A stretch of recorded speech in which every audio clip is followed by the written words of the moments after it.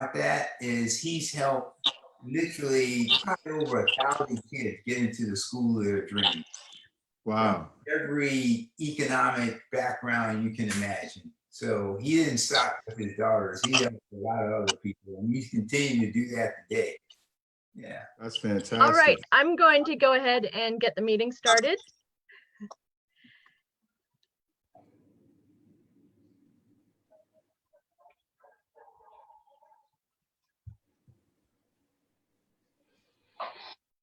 All right. Well, hi, everyone. Good morning and welcome. Thank you for joining us for the 5th Annual Sankofa Festival of African American Literature and Culture. I also want to welcome those who are tuning in via Facebook Live. The festival is brought to you by the Oak Bluffs Public Library with support from the Library Friends of Oak Bluffs and a grant from the Mass Cultural Council. My name is Caroline Cooney, and I am the programming coordinator at the Oak Bluffs Library on the island of Martha's Vineyard, where we are still closed, but we're bringing you many programs virtually. And today's event will be a roundtable discussion followed by a brief Q&A. So feel free to type any questions you have into the chat or comments. Oh, good. One of our panelists just arrived. Now, without further ado, I would like to introduce our panelists. We do have a few switcheroos to the lineup. Unfortunately, the king had an emergency and is unable to join us, but the prince is here in his stead. But the prince was unable to get on Zoom, so he's on my phone, and we'll be hearing him through my phone. Hopefully that will work, but my apologies if it doesn't work as planned. In any case, I'd like to welcome Prince James Atchanil Fontem. He is from the Fontem dynasty in Douala, Cameroon, and is a senior journalist, CEO of Cameroon Link NGO, and resource person for the Wokotamati Cameroon. The prince is very active in the development of Lenal Dendem Palace in Malong, hosting the Women's Community Development Center for capacity building of the Queen Mothers, Queens, and Princesses in Cameroon, and promoting traditional and cultural exchanges in connection with African Americans. We also have Caroline Hunter. Caroline Hunter was a leader of the Boycott Polaroid campaign, which began the international grassroots movement against apartheid and resulted in Polaroid's eventual withdrawal from South Africa. She retired from 34 years as a high school teacher at CRLS, including serving 5 years as assistant principal. She's an expert on apartheid, frequently speaks on behalf of Palestinian rights and against apartheid in Israel, and is currently working on a book on her anti-apartheid activities. We also have Eric Garvin. Eric D. Garvin is a retired Air Force colonel who worked extensively in the defense industry with a focus on advanced aircraft programs and unmanned systems. Eric now serves as board president for Crossworld Africa, a nonprofit organization dedicated to making hope a reality for impoverished rural communities in Kenya's Rift Valley and urban communities in Nairobi and Tanzania. We have Dr. Sylvie Djousse, and Dr. Sylvie is a leader in areas such as medical, surgical, critical care, step down, intravenous team, clinical informatics, and clinical training team. Since earning a doctorate degree, she has worked as faculty for clinical informatics, genetics, leadership, and professional image and care of the older adult. We have, and Sylvie is from Cameroon as well. We have Kevin Thompson. Kevin is one of the founding members of Crossworld Africa. While studying for his master's in city and regional planning at Cornell University, he completed his thesis on squatter settlements in Kenya, Tanzania. And as an assistant coach with the Cornell University men's track and field, Kevin supported the team in winning 15 Ivy League championships. He is now retired and lives in New Orleans. And finally, we have today's moderator, James W. Jennings. James is the creative educator and a cultural consultant who teaches English on Martha's Vineyard. He's founded and continues to work with multiple nonprofits doing the good work. For more info or to contact him, as he is not on social media, feel free to visit www.49thhour.com. And without further ado, James, I will let you take it from here. Thank you. If my Wi-Fi is a little spotty, don't mind me. I'm so excited to be here with you all. This time 2 years ago, we welcomed the Cameroonian delegation, and I believe it was the King of Togo and other African countries to Martha's Vineyard of all places. And it was one of the most beautiful things I'd ever seen and been a part of. My sister was there, and it was a connection that I felt was so rare. I would have paid maybe $10,000 for it. And so when I got the call to, can you all hear me okay? Okay, wonderful. When I got the call to help again, I was honored. And Dr. Sylvie, I recognize you from 2018. Thank you again. And Eric and Kevin, I recognize you from being in the library doing the good work. I remember having a spike when I saw you guys in there. I was in the study room doing some nerdy stuff, or working, I don't know. But all that being said, my job here is just to moderate. So I'm really gonna open up the floor for you smart people to communicate. And Caroline, I'm sorry, we did the good work, where was that? In Ocean Park. Yes, ma'am, you're muted, but I will unmute you in a second. So I just wanted to open up the floor first and foremost, so that if anyone feels like, I think this platform is really important, and I don't want to guide it too tough. So if there's anything that you all have felt compelled to speak about in this type of platform, or any bits of information that feel really pertinent to today, I will open it up. I wanted to start with our more seasoned veterans first. So if you feel like you are a seasoned veteran, please chime in and give us some guidance, please. Anything, the floor is completely open. Just for those of you who aren't comfortable with such openness, I'll say our framework is the resonance of Africa in African-American culture. And that largely, that's what 2018 was about. Sankofa is a return to home. So we're talking about, how do we bridge this gap? And do we have a significant opportunity to do such right now, today? For me personally, as an African-American male, I feel such a strong draw to my homeland. And once I touched and felt the sun on my skin, I understood it was something that had to be, without that, we've never been home, you know? So that's kind of the rough framework that we're working with, but I'm not the expert on that. I'm just here to make sure that everyone gets to speak.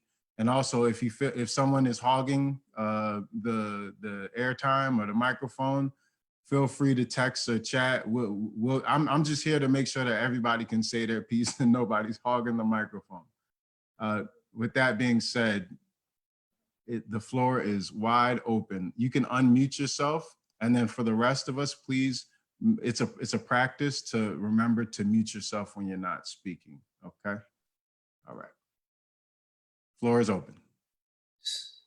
So James, I would love to start. And what I'd like to say is, in 2019, I had the privilege of traveling to Ghana. As many of you know, they were sponsoring the Ghana, the year of return in 2019. And it was an effort by their government to welcome Americans back home to Ghana. So I had the opportunity to take my family there, and I also had the opportunity to take some my best friend Kevin there, along with a series of other friends there as well. And it was a magnificent experience because we ended up having to go to what they call, some call them the slave castles, right? I prefer to call them the slave dungeons because that's exactly the experience that our ancestors experienced. And some of the atrocities that we heard about are things that you will never, ever forget, right? And you wonder how man can be so cruel to people. And I have one image in my mind in particular. It was at the oldest existing slave dungeon called Elmina. And at Elmina, they had these dungeons. They had the dungeons there for the females and for the males. And above the female dungeon, they had a church. And I just had a really hard time getting my head around the fact that they would brutalize our women, rape them, separate them from their children. And if any of them rebelled, they beat them nearly half to death, put them in another dungeon, and typically in the 48 hours or so, they would be dead, right? I just had a hard time grappling with how can you commit such atrocities and then go upstairs in church and pray to a God, right? And it speaks to where we are today in America, where we say Black lives don't matter. They clearly didn't have any value on African lives then, because that's the only way I can fathom them doing such atrocities. So I wanted to open up with that. And I also wanted to say that Africa really should matter to us, because if you just look at the sheer numbers of youth, and this was in Time magazine about a year or so ago, and what they reported was that 60% of Africa's population is under the age of 25, making it the youngest continent. And by the year 2100, another 80 years from now, Africa is projected to have 50% of the world's population under the age of 25, 50%. So that tells you that Africa needs to be a key player in that equation. So I thought I'd open up with that.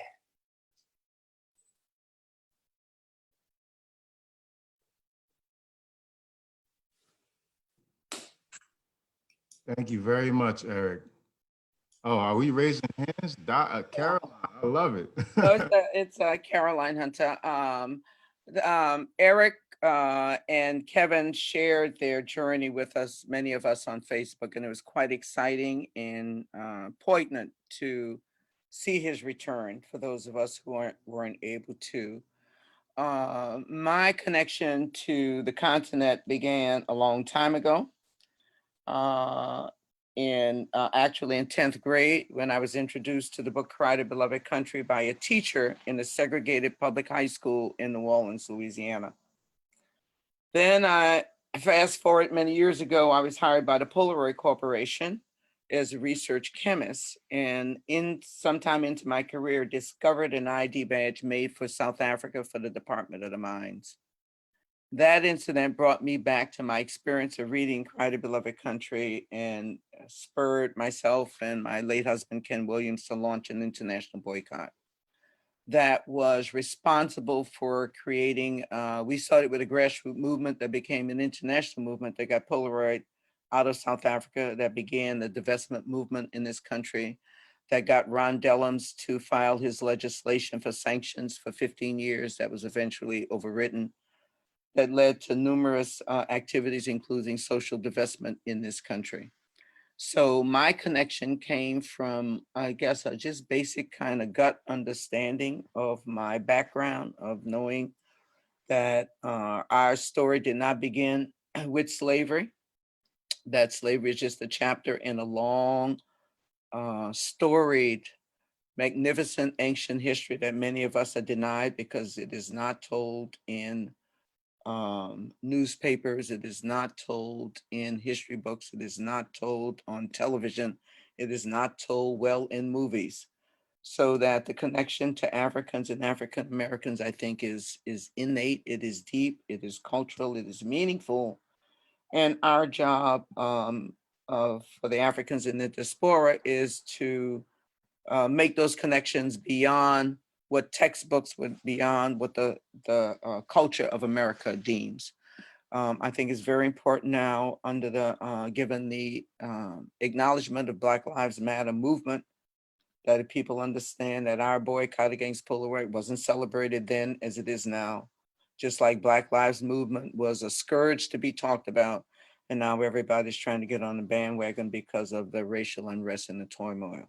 So I think it's very important for us to make the connections. I think the Sankofa Festival is critical. I thank Caroline and the library and our brothers from the continent coming to us and reaching out to us. And I think our job now is to make that more than ceremonial, but to make it substance. I know Kevin and Eric's foundation is substantial. And one of the things I've been lucky enough to do when you live long enough and you got a lot of friends, you can have a fundraiser for your birthday. So I adopted the Cross World Africa Foundation for my birthday. I would encourage all of us to adopt foundations and to use whatever platforms we have to give back to those who are less fortunate. Now, and I'm not including that as the continent, because one of the disinformations is that there are countries in Africa, and I'll let other people speak to this. There are countries on the continent that have handled the COVID virus quite well. Ivory Coast is one. I've seen a few limited reports because they've been so successful in managing not only the health of their brethren, but the healthcare workers. They haven't had a loss of a healthcare worker. So I think part of the tragic of living in a white supremacist continent and country is that the story of others is not told well, and is diminished as much as possible, including the orientation of the African map and the size of it. So I'll shut up with that. Thank you for being a part of this forum. You should keep talking. I'm happy to go next if that's okay. It's an absolute pleasure being here today. And thank you, James, for just bringing back the memories in 2018. For those of you that may not, you may not have been there then, it was such a privilege, and I have to thank Carolina for making it happen. It was part of a summit. It was actually the second international summit on acculturation. And the way that began is that lots of us, African Americans and Africans that are living here, really felt that we were losing some of our culture, especially for the younger ones, our children that are born here, not really having the privilege to maybe know where we're going, or those that were born, born here, grew up here, and the children, from example, myself, I was born in Cameroon, but immigrated here. And I could see that those younger than me were not as fortunate as I was to be able to know your culture. And there's a saying where I come from that someone without a culture is pretty much lost. So we started the summit on acculturation, where we thought, boy, we have an opportunity to bring together people that can help us really teach each other our culture, because I can't pretend I know it all. I'm actually still learning. And those that do not have the same blessing. So we had the second summit on acculturation, and I reached out to Carolina just because I was looking online and I saw how involved she was with really bringing awareness to culture. And she was happy to have us there. We would have been there this year, I have to tell you, but because of the COVID, we were not. What I may do is I may share some of the video of the events last week in Cameroon. It ended up being there, and it was absolutely incredible. I was stuck here and I was watching, and I thought, boy, but we're hoping to have it next year again. And of course, if the Kings are here, I know that they would love to come back to the vineyard. So just to bring about how we ended up on Martha's Vineyard. That year, as part of the summit, some senators in Orlando really helped in coming together and making July 30th and 31st International King Day. And people might say, why an International King Day? It's really an opportunity for all of the little kingdoms. And for those of you who have been in Africa, you will know that it's made of many kingdoms. For each of those to bring about their culture, talk about what they are, but also look at how they can be helped in terms of sustaining themselves. I have to also add that in giving my bio to Carolina, I failed to mention, my apologies for that, some of my community work. I talk mostly about what I do professionally, but I am part of Wokotomadi, which is World Coming Together to Make a Difference. And I'm not there alone. I work with amazing people like Dr. Eugenia Agard, who's in Florida, Dr. Rose Solomon, and many others who have been at the beginning of all of this and support every endeavor that we've had. So just to come back, after the Acculturation Summit, the International Kings Day was born, a day where we celebrate all cultures, not just in Africa, but really around the world, because there are some ethnic groups in America and other parts of the world, and we want them to feel welcome as part of that movement. Last year, we began thinking that we have the king, absolutely, but we have women that are in those kingdoms and children. And what can we do to help sustain themselves, to empower them to know that with a little bit of help, you can help yourself, you can help your children, you can even help your husband who is a king, so that the kingdom could really shine and prosper and be the best that it can be. So right now I serve as the worldwide president for those women and those children. And so we're again really thinking about what are some of the ways that we can help bring about awareness that they're there. And in the past, not many have had the opportunity to be out there and be empowered, and we're looking for ways to do that. So that's one of the things that I do sort of on the side. And I'm happy to have this platform to really talk about all of those issues. It was Eric who talked before and said that Africa has to matter. And I could not agree with you more. It's the foundation of who many of us are, and be able to bridge the gap. Because it's always felt, at least to me, and I could be wrong, that there were those that are there and those that are here. And today, with the world becoming one, there's such an opportunity to bridge that gap and have people here go back, you know, wherever they feel comfortable, and be able to touch, to be able to feel what it is like to be there. And I am always reminded by one of the saying for our former president, when he said, "I'm my brother's keeper." And that always comes to mind, is that we have to be each other's keepers.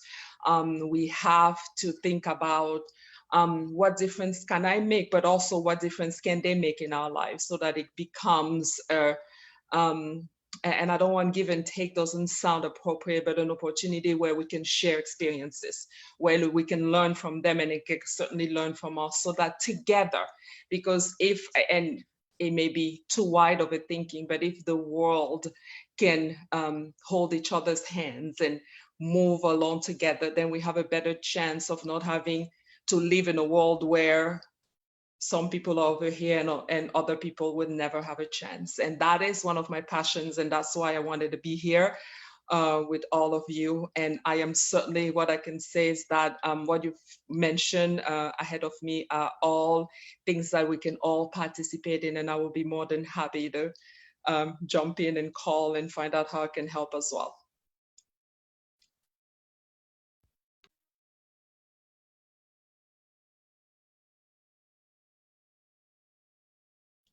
Thank you. I'll end here for now. Thank you. Thank you. Kev, you have to unmute yourself.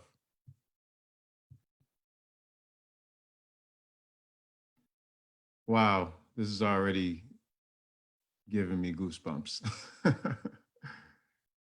I'm just gonna fill in while you figure out. If you're on your phone, it's usually one of the bottom buttons. You can scroll your screen. Yeah, you're getting close. That always happens. It's the video and then the audio.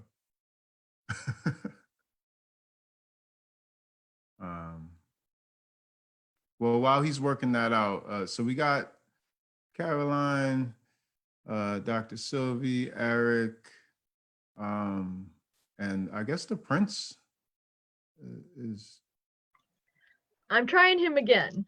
okay. The call dropped, but we'll see what we can do here. I'll let you know. Okay, no worries. So I'll just share a little bit of what I came across earlier. Uh-oh, we lost Kevin. He'll be back. He's figuring it out. So I've been following the Gambia. I don't know if anyone else has been following the Gambia, but it's a country, never eat shredded, West African country it's kind of in the middle of Senegal, and it's an English speaking.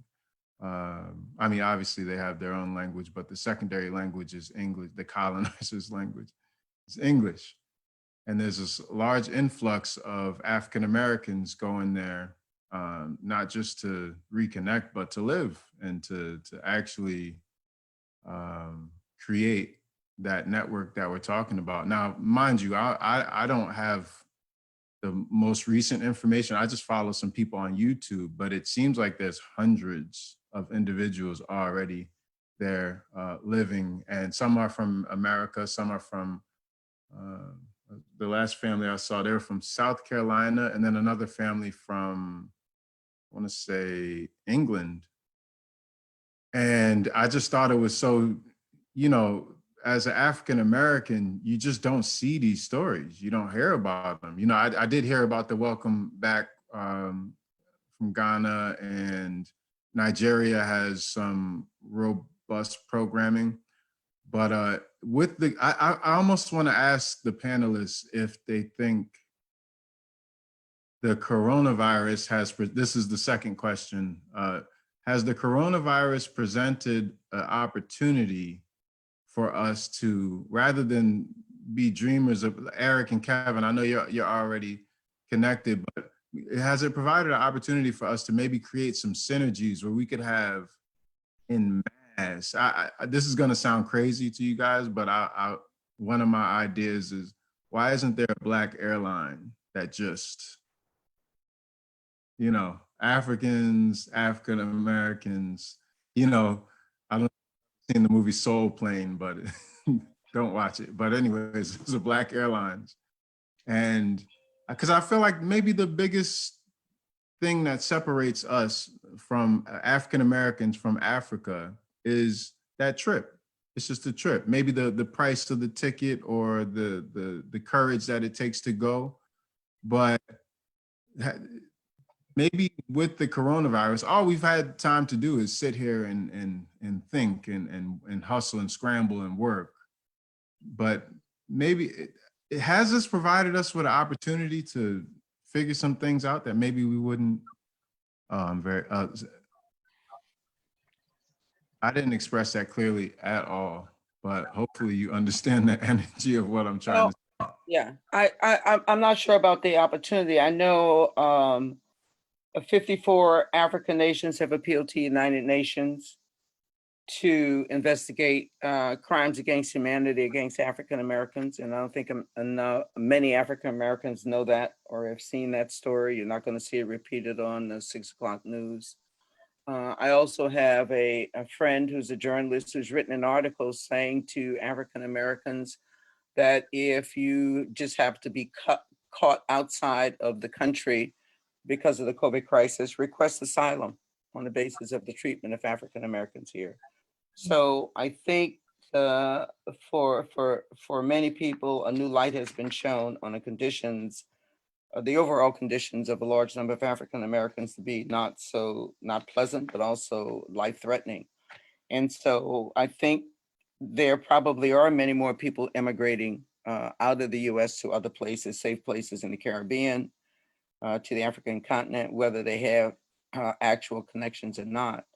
But I think the crisis should again deepen those relationships where not everyone can leave, not everyone can go or come or stay, but that there are reasons for us to have connections beyond this crisis, both culturally, economically, in terms of entrepreneurship, and in terms of sharing our resources. African Americans do have access to lots of technology and lots of resources. But on the other hand, we don't get access to all of the creative things that are happening on the continent. So I think it really is about broadening the story and telling the stories on both sides of the continent so that the sharing can be significant and can grow beyond individuals and a few organizations. So Caroline, can I ask you a follow-up? Yes. Can I actually hop in? I think I actually have the Prince live now, and he might be able to speak. Prince, can you hear us? Are you there, Prince James? I'm still getting you. Would you like to speak now?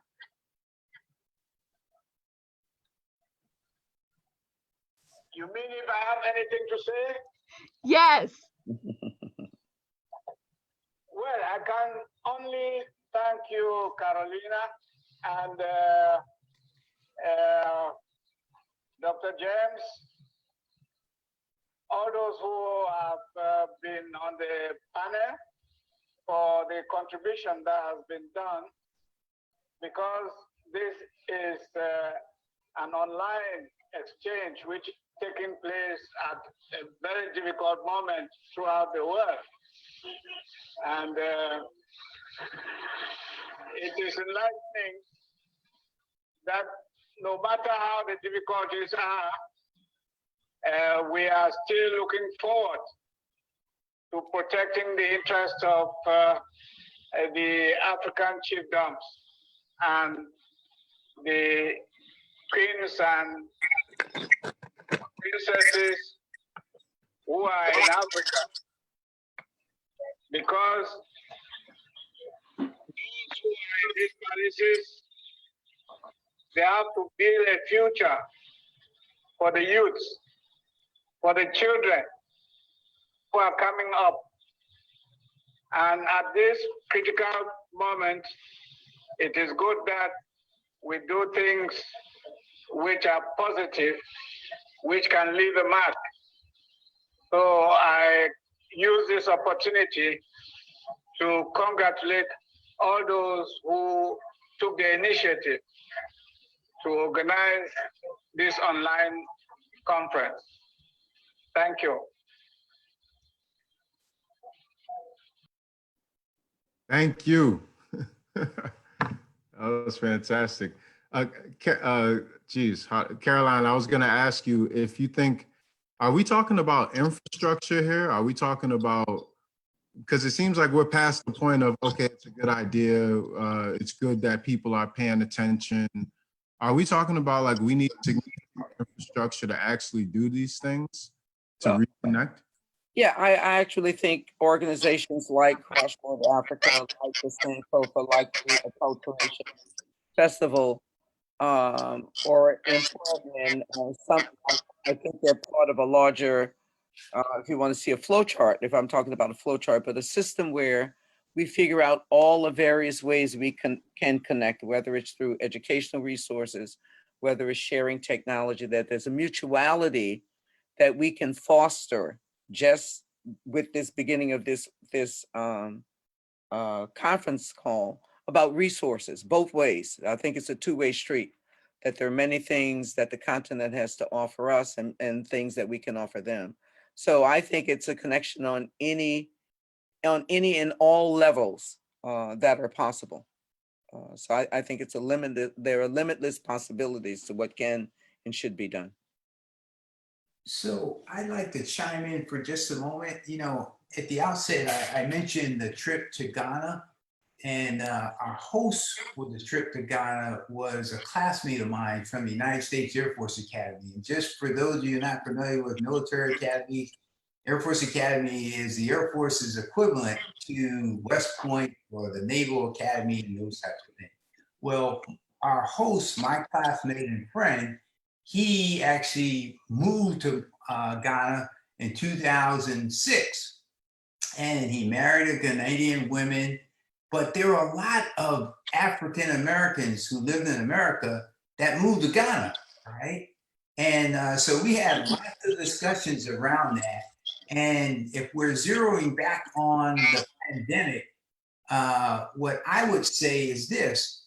I think one of the opportunities that the pandemic exposed is that America has consistently described themselves as being this exceptional nation. Well, we're really exceptional with regard to our handling of this pandemic, because it has exposed us considerably in terms of us being like one of the world's worst. And I think maybe Brazil might be on our heels. But when you look at many of the African countries, and Caroline had specifically addressed it, folks like Kenya, countries like Kenya and Ghana, they have done exceptionally well, right, with regard to handling of the pandemic, right? But there's some outliers like South Africa. So it's not all the same. And what do you attribute that to? You can attribute it to a variety of things, like obesity rates. In America, we got obesity rate over 42%. In these countries, it's less than 10% obesity. Plus, they put a lot of emphasis on herbs.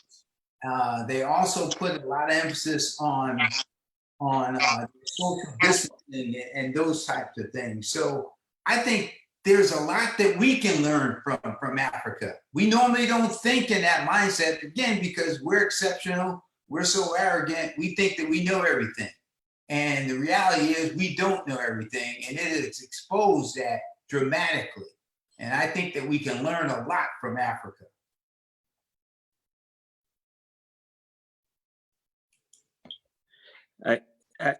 I think this is a good segue for me to come in now, Eric.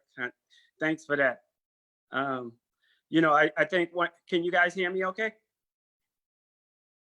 Yeah, you know, one of the big things about sharing, you know, and you know, I was fortunate to grow up in Harlem in the 60s, and you know, and at that time that was, you know, that was a great time of opening and understanding where we came from. And that always resonated with me throughout my education as I started my education. And that's what led me to, when I was close to retirement, to start a foundation and give back in different ways and share our expertise and gifts, as well as receiving, as many of you were saying earlier, that what we give in giving back to Africa, we get back from Africa too. My experience has been that over the last 15 years. And one of the things, just to make it real short, that CWA is born out of is giving back and empowering women and families, primarily in East Africa. One of the things that I'm most proud of that we do is the educational component. And I'll let Eric speak to some of the economic development stuff we do. But the main thing is, on what we're talking about is education. And we are connected with a group called KINSEP, and that's in Kenya. And over the last 10, 12 years, we've gotten over 20 kids every year into the best universities in the US. And our component is we do a big roundtable, and we talk a lot about, like what we're talking about now, what's going on in America, the do's and don'ts when you go to America, the always keeping in mind to return to your country because you're the best and the brightest. And these kids are the poorest kids from the Rift Valley, but they're extremely bright. And we go and we try to help in many different ways with SAT prep, you know, just sharing our culture. We always encouraging young people to come with us on our trips. It's just simply amazing. And when we return, we try to share that with everyone and get them on board to know that any little bit of things help in various ways. And I think that's really the key. What's saddening me right now is, you know, again, I don't want to get too much into politics, but, you know, what our president has done to kill a lot of that. And right now I have 20 kids, 21 actually, kids who have gotten unbelievable scholarships to Harvard, Yale, Princeton, you know, Wesleyan, some of the best small colleges.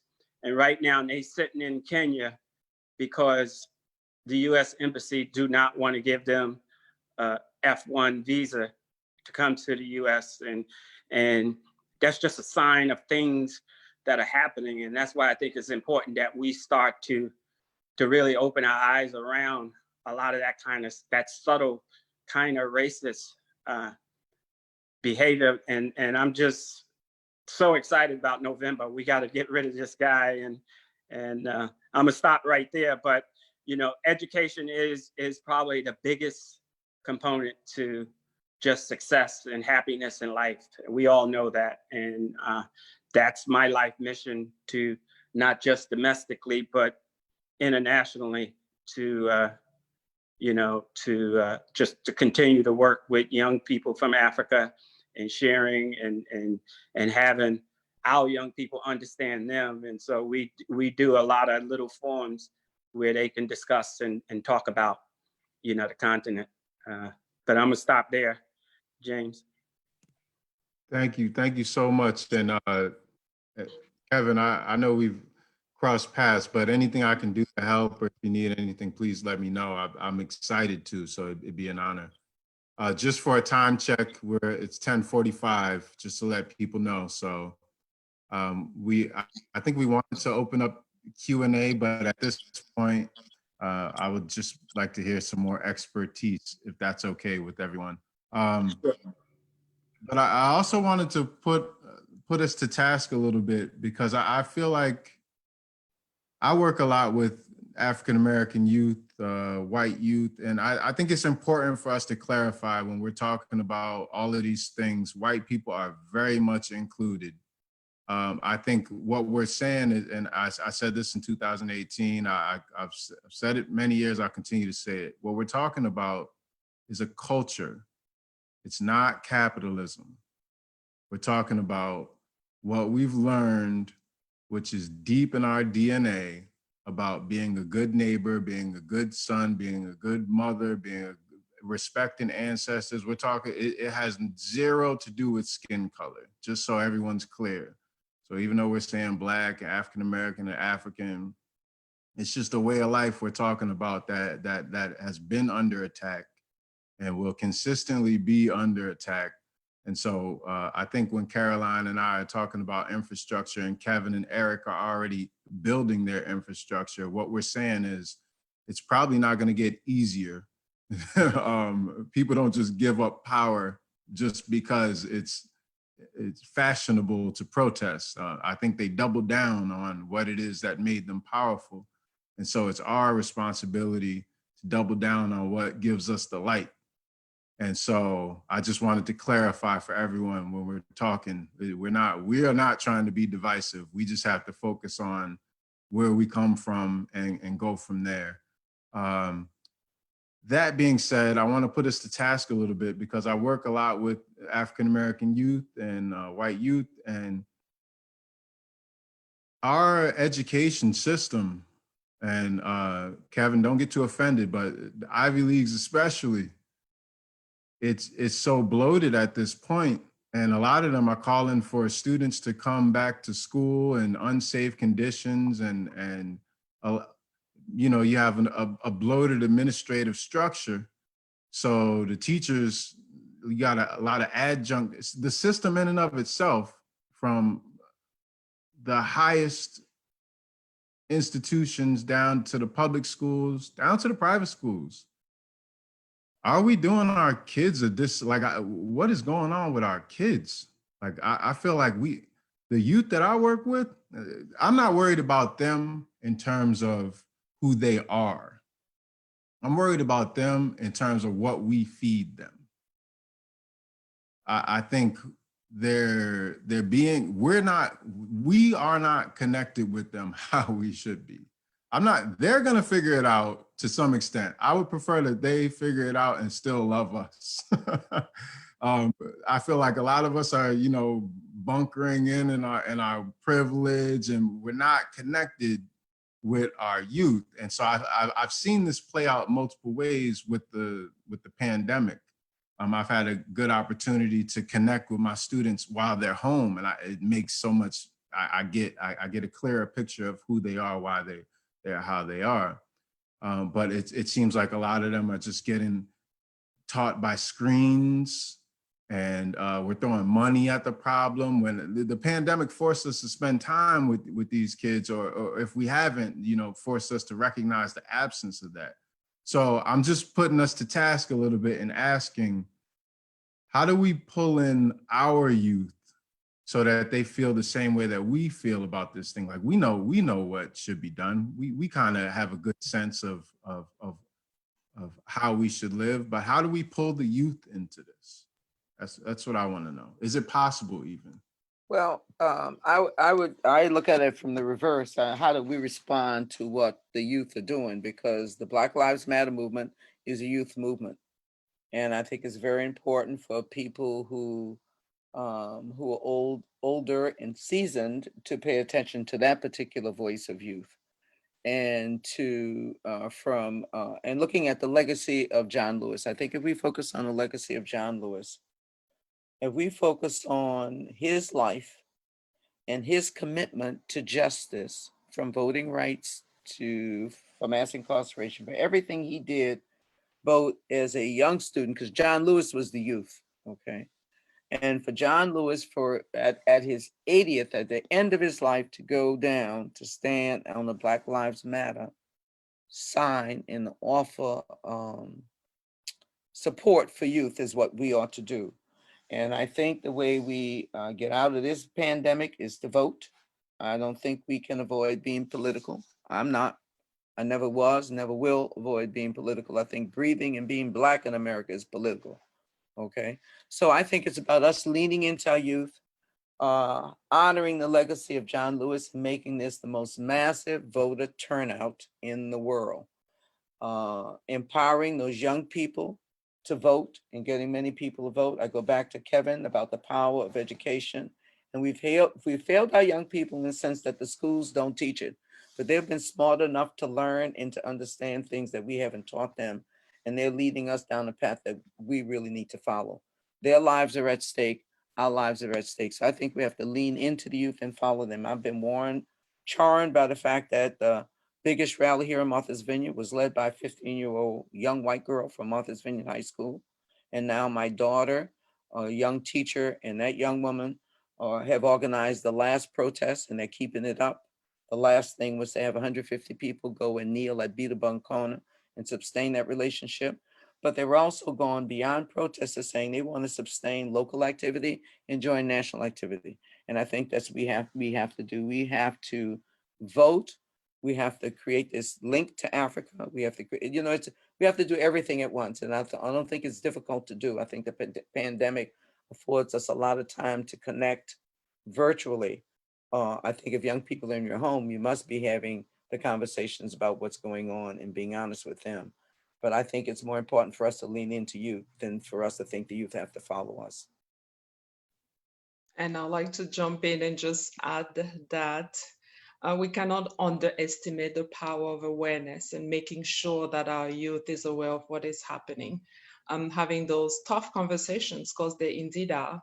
As parents, as older, we tend to sometimes think that if we don't talk about it, then they're not aware. And we have to help shape for them what is happening and explain it to them. So awareness is one, and being that role model for the youth. Supporting them when they're doing what is right. We ought to be able to say, that is great. You're going to have me as your support. I'm going to be there all the way. And then supporting each other, coming together as we are now so that we could all be there. Because it's going to require all of us, not one group, not one person is going to be able to do it alone. And it's going to require all of us holding those hands figuratively and being there and supporting them and sort of leading the way for them so that they know that if I fall or if something happens, I have someone I can fall on. I have someone that I can call and say, this is what I have in mind. Does it make sense? And we could guide them. I think that we cannot underestimate that. Thank you.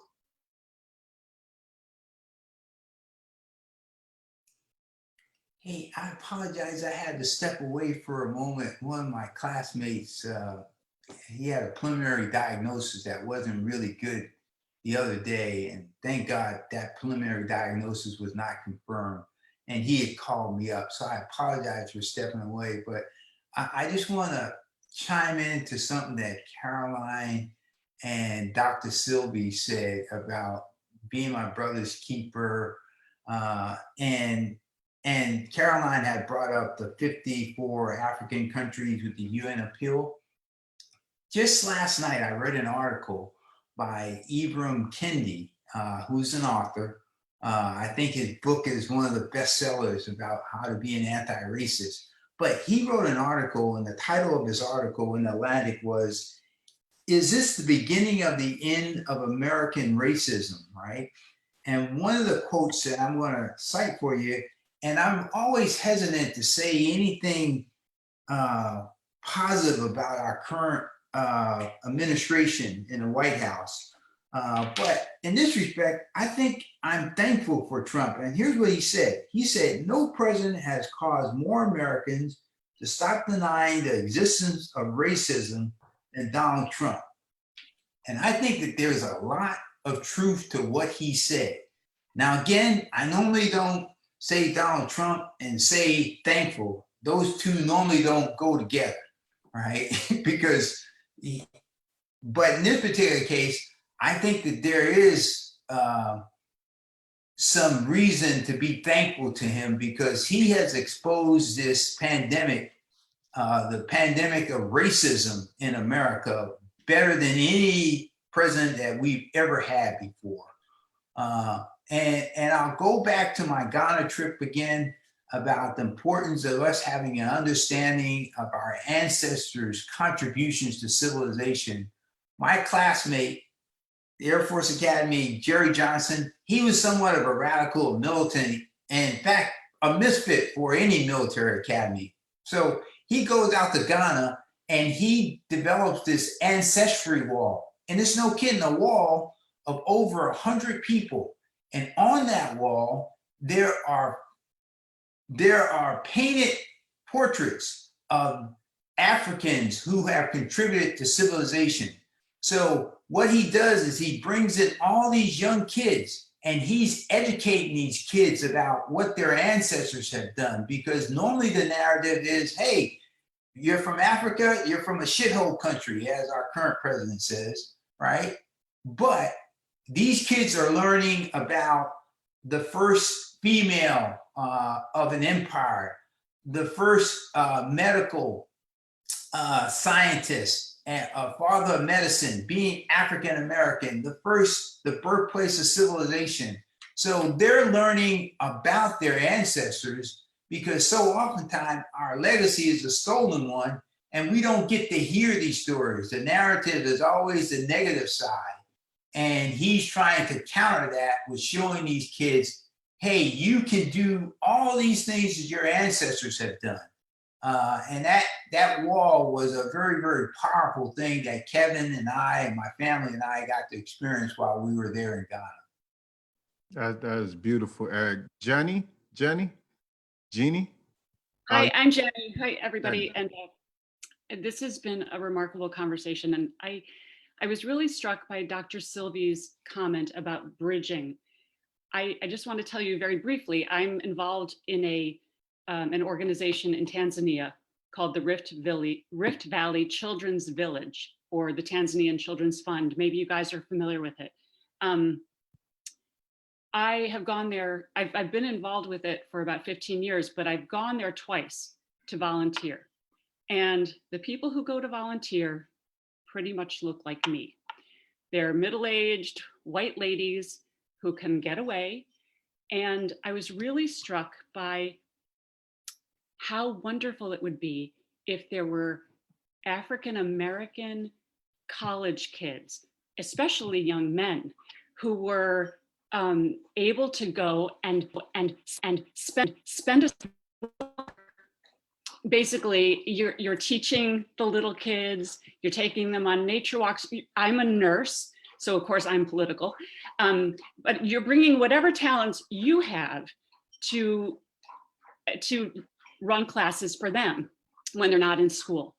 And the Rift Valley Children's Village is not an orphanage. It's a forever home for about 100 children with the idea of keeping the best and brightest in Tanzania. And this organization has expanded to include healthcare and microeconomics for the area. It's amazing. So I urge you to look it up if you're not familiar with it. But how can we have the funds? Like if you want to go and volunteer there, you have to go for at least a month. And the ticket is $1,000 to $1,000. You have to be able to sustain yourself. Like, you know, if you're somebody who has to have a summer job in order to meet your college tuition, it's hard for you to go. How can we fundraise and get contributions from wealthy white and Black and whoever wants to donate Americans to be able to send Black students to places like this, where you go and you land and the sun is different. It's a beautiful country. It's a really beautiful people.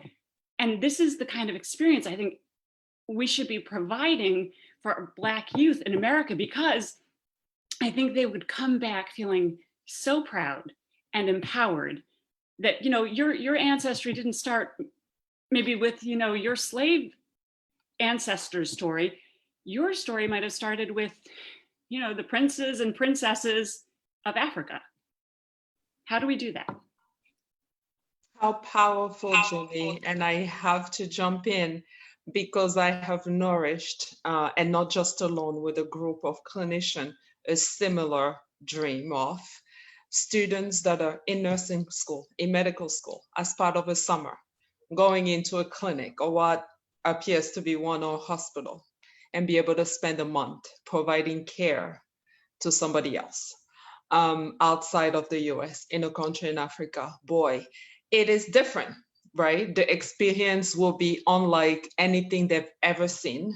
You may be standing in the middle of a room and just you're the patient, and you have to figure out, how am I going to get them to the point I want them to be with very little.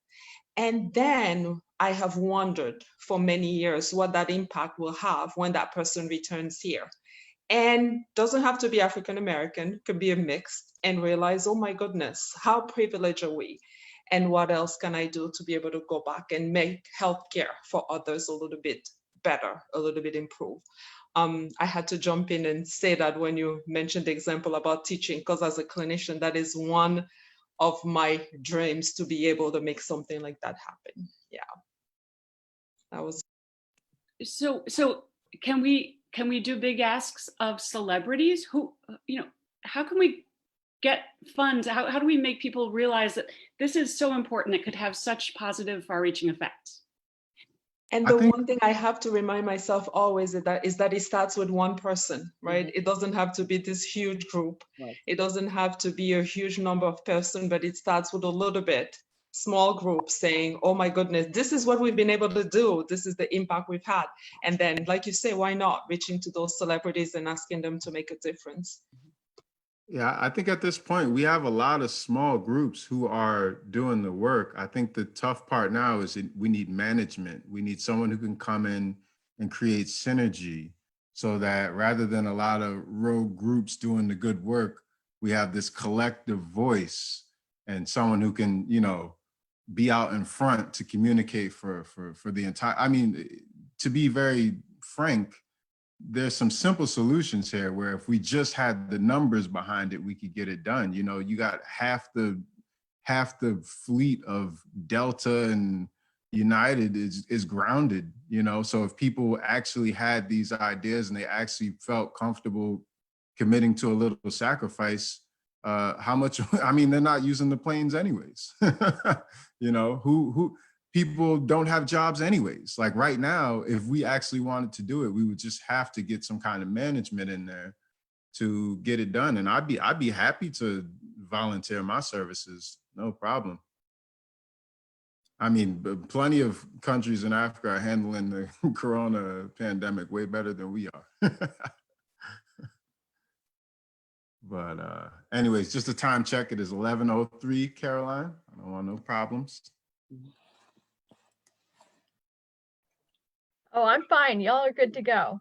Yeah, I think to Jenny and Dr. Sylvia, the issue is just to say, let's do it. To start small, to say, let's do a GoFundMe page, to have a link between the organizations here and begin to see what's possible. I think it's a future plan because right now nobody should want or be interested in having Americans come to them because we haven't managed the virus well, and Americans are persona non grata internationally and should be and should continue to be treated that way until we manage both the health issues and some of the political issues. But I don't think it's impossible to start talking about the idea and figure out what the absolute cost is to do two things, because you want to sustain the student who needs to go and provide the economic support, and also provide students who can afford to go the economic support. And I also think you have a program standing already in Cross World Africa where students can already do that, so it's about connecting that with the Rift Valley Association and thinking about funding strategies. And so that's a project that I think, if people on the call or people who are interested, and I think once the library can publish this video, that maybe have a tag, say if you're interested in this conversation or interested in continuing, maybe there's a listserv of us where we talk about it and try to figure it out. But that there is a program that exists. And there were other programs. I know there's a program called Project Success, funded out of the Harvard Business School for students, where they get to apply to do a year wherever. So part of it is adding these organizations to that list of where students can go and making those kind of connections. Yeah. Hey, Caroline, thank you for that plug. We appreciate that tremendously about Crossworld Africa. And I would just like to say this. Kevin had mentioned our KenSAP program where we partner with another charity, and that's where typically 20 students from Kenya get selected to go to these very prestigious schools. Well, every year we select a few of those kids to serve as interns for us as part of our project presentations, right? And to tell you how impactful that is, it is really impactful because kids see people who came from their own country, right? Who are going to America's best universities, right? It is so powerful. And I think it's something that we could potentially look at, maybe having some of these KenSAP students go, because the reality is their schools. So if a kid's going to Harvard or Brown, right? That kid school will pay for that internship in the summer months, and we just manage it, right? So it's just something, an idea I just want to share with the teams out there. And one of the things that we do, one of our core projects, and Kevin mentioned, so much of what we do is trying to empower females, right? So one of our projects, right, outside the umbrella of education, is our menstrual health project. And what we do is we actually donate these Ruby cups. These Ruby cups are FDA approved silicone cups, right? That last 10 years. Again, FDA approved, right? And we just don't give them to them. We conduct workshops. This year, we are on track to distribute 10,000 of those Ruby cups. But unfortunately, some called coronavirus stopped us dead in our tracks. So it was less than 1,000 that we contributed. So we do those types of things. Now, why is that significant? Anywhere.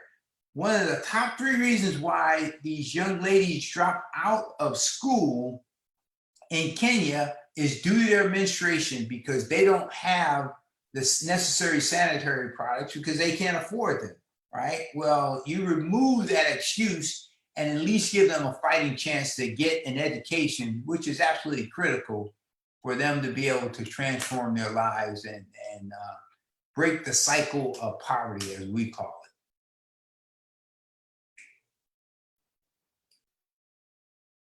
it. Yeah, I think, thank you, Eric. I think one of the things that this call says to me is that one of the things that has to accompany this video would be a link to Cross World Africa so people can understand the quality and the level of the programs that you all offer. And there's no way to give that glimpse on the call, but to be able to have the resources so people can know the breadth and the length and the depth of the programs that you offer and figure out how we can link them up to many other organizations. Well, we could definitely take care of that, Caroline. We'll fix that. And we'll work with Carolina and Oak Bluffs Public Library there to provide her that link. And also we have like a one-page document that says, here's what we do and here's our track record for success. So we can do that. And we have a short minute video, which is less than 8 minutes, that provides that visually as well. Wonderful. Eric, what is the website? I'll just put it in the chat. Is www.crossworldafrica.org.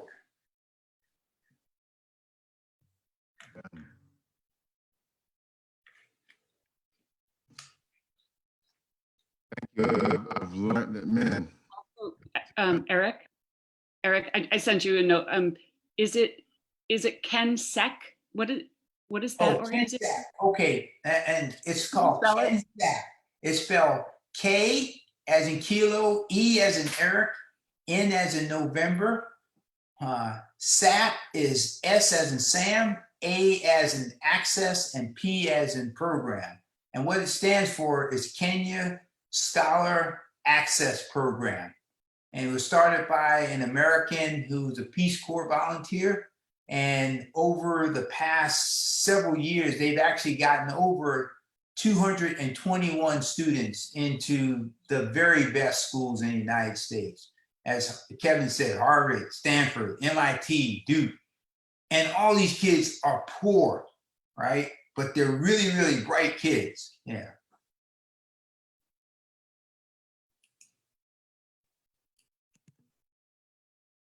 That is wonderful.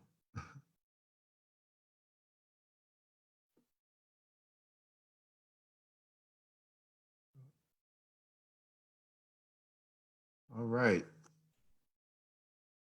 I also shared the name of the organization I'm with for those of you that may be interested to just look it up, what we do.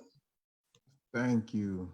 Yeah, so the chat is full of fruitful information. So for those of you who haven't visited the chat yet, it's usually at the bottom and it's a dialogue box that says chat. You can just click there, and I'll give everyone a few minutes as we're winding down, just to, if you need to copy and paste anything, because I know once the Zoom ends, it kind of feels like, wait, I wanted to write that down. So if anyone wants to write anything down, just visit the chat now.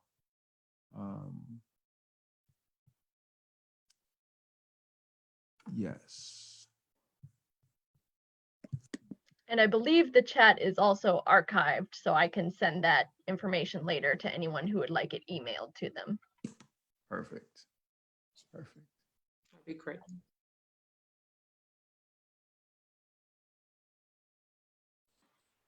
Yes, Dr. Sylvie, could you tell us a little bit more about the organization? Absolutely. So World Coming Together to Make a Difference was really born out of the need to get folks together, similarly to what we're talking about. It's abbreviated WOCOTOMADI, World Coming Together to Make a Difference. And there are several projects that I could talk about. Some of it relates to education of our youngster, definitely health in terms of improving health for those that are less fortunate. Africa has been a big focus. Right now we have a team of clinicians we're working with in Africa to really just improve healthcare overall. We've started with diabetes, screening, hypertension has been a big one also, blood pressure, fairs.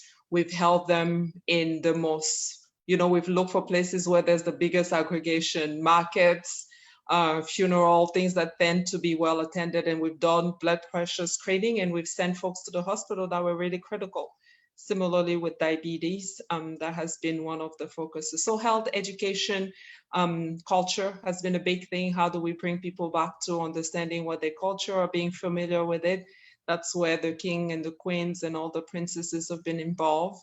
You know, things as basic as water, making sure that everybody has clean water is not a given today, to have that happen. So those are some of the things we've been focusing on.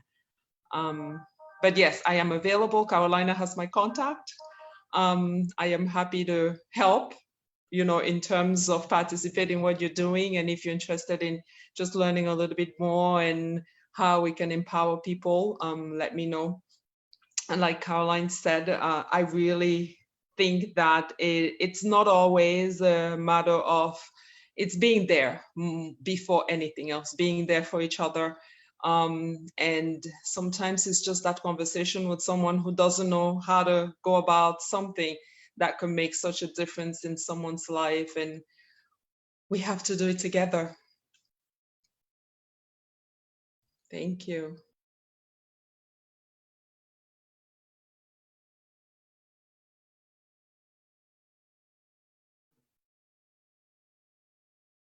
Well, I would just like to thank you all. I feel like I've learned so much in just listening, but more so the energy of, it's weird because it's a Zoom, so it's just one dimensional and strange, but I get such, when they're real, when the energy is real, I get such a rush, like I'm sweating. So, thank you very much. You know, I don't know as much as a lot of the panelists, but I do pay very specific attention to energy. And when things are real, I feel like that's my job, to just keep resonating that. So I thank you all. I don't care if there was 1,000 people or 4 people. This was a moment that I needed. So again, I'm just grateful. And Thank you. Thank you for doing this. This was inspiring, to say the least. And I am honored to be here, and I appreciate it very much. my pleasure. And James, I want to say thank you very much for being our superb moderator. Carolina, thank you so much for orchestrating this whole thing for us. We really appreciate it. And every time I have an opportunity to listen to Caroline Hunter, I'm a better man, right? We do miss you, Caroline. Yes. Yeah, well, I miss seeing everybody. It's been a unique summer, but I think it affords us to do a different level of work. So needless to say, I've been a little bit busy. Yeah. And I give everybody an invite to New Orleans if you're ever in the area. Yeah. Thank you. Kev, I'm taking you up on that one. Well, you got it. You got it. That'd be, I love New Orleans. Yeah. Well, I certainly want to thank everyone for being here. More than just a job, obviously, some people know this is a subject that's very close to my heart. I'm very involved in North Africa, especially Morocco and Algeria, and the preservation of native handicrafts there. So it's all very exciting to hear all these things, and I am just so fond of all of you, and it's so nice to see everyone, even if it's on Zoom. And it's great how some of you already knew each other, and I didn't even realize that. So that is wonderful. It's just been a wonderful experience, and this will be available as a recording. If anybody wants me to email them, I can definitely do that. Just get in touch with me, and let's do this again next year. Thank you, I'd like to, Caroline. offer 2 resources before we go. And I will let you know as soon as I get the link. Once a month, somebody in the world gets in touch with me about South Africa. So this is a new book that has come out. It's called The Alchemy of Us. It's written by a young Black woman who's a physicist, and she looks at the history of photography, and of course, myself as a person who changed photography a little bit. And then there's another book called The People's Guide to Greater Boston, which has a little part about Polaroid and the Polaroid Revolutionary Worker site. And then sometime in the next week, Business Insider will be airing the Polaroid story. So as soon as I get the link, I'll send that to you all.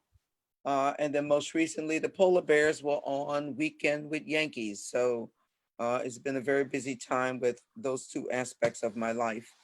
Matter of fact, I'm communicating right now with a woman who's doing a book around the history of swimming and Black people in the history of swimming.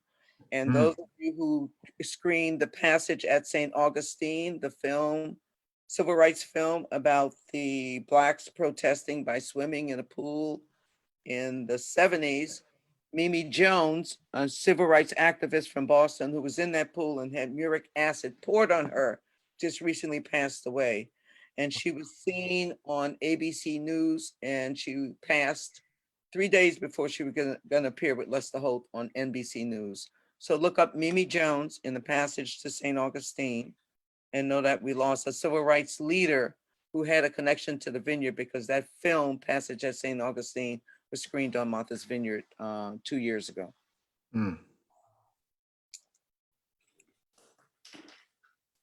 Thank you, Caroline. Thank you. And shout out to my sister. She's on here. Is that Amber? Yes, ma'am. Hi, Amber.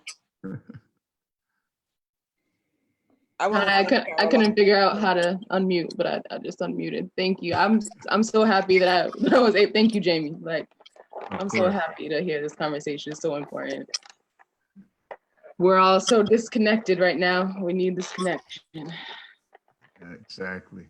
I want to thank Carolina for the Sankofa Festival, for establishing a tradition that we know will continue.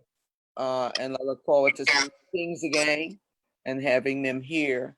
And I want to know more about the Acculturation Festival, because I think there's much, we have to expand that information so many more African Americans who are in the Boston area can see the Kings in Boston as well as see them.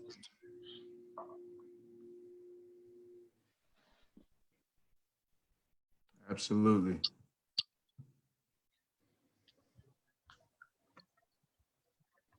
All right, well, thank you very much. If anybody has anything else, now's the time. Otherwise, no we one will wants to go ahead and, oh, yes. No one wants to say goodbye. I know. Well, thank you, everyone. And we All right. will end it here. Have a good day and nice to see you all.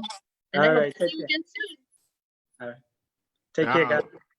Ciao.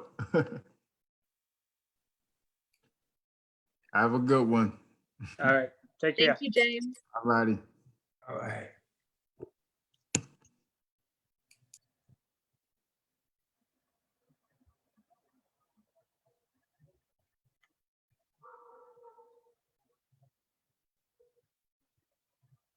Thank you, Caroline. Nice to see you.